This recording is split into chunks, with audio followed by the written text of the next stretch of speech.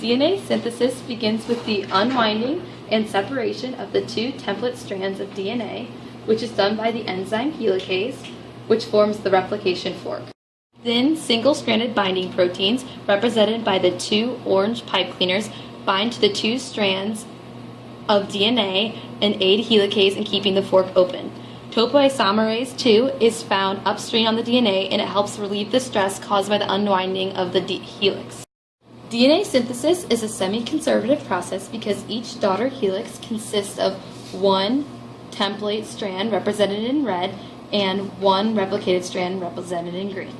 In DNA synthesis, the bases are paired with their complementary bases, adenine with thymine and cytosine with guanine.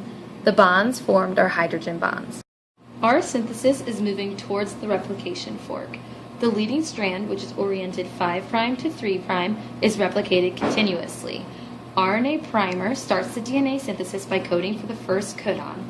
Afterwards, the DNA polymerase continues downstream towards the replication fork to complete the synthesis of the rest of the strand.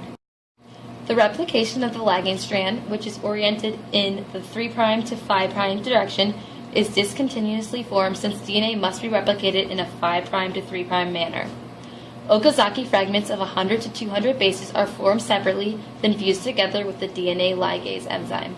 Each fragment is started with an RNA primer and is elongated in the 5' to 3' direction by the DNA polymerase until it reaches the beginning of the previous fragment.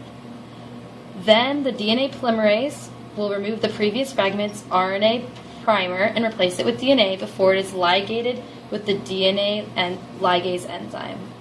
This is David Miles, a 23-year-old white male who has been infected with an unidentified foreign virus.